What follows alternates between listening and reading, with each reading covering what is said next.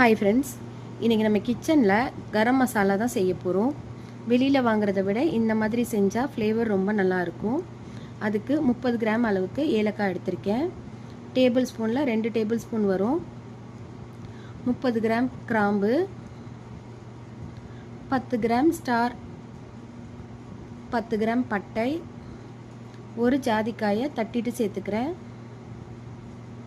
10 gram கல்பாசி,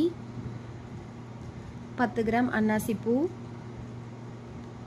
10 gram Marathi மொக்கு, 10 gram biryani இலை. இது எல்லாமே பவுச்சிலே 10 கிராம்னு எழுதியிருக்கும். அந்த மாதிரி பாக்கெட் பார்த்து வாங்கிக்கோங்க.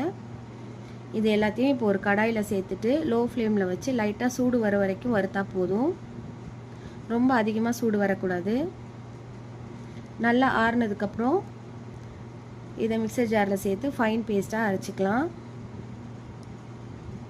நான் இதை இன்றைக்கி பல்காக ரெடி பண்ணிக்கிறேன். இதில் பாதி மட்டும் நம்மளுக்கு தேவையான அளவுக்கு பாட்டிலில் எடுத்துகிட்டு மீதியை ஒரு ஏர்டைட் பாக்ஸில் போட்டு ஃப்ரீசரில் வச்சுட்டா 3 மாதம் வரைக்கும் ஃப்ளேவர் மாறாமல் சூப்பராக இருக்கும்.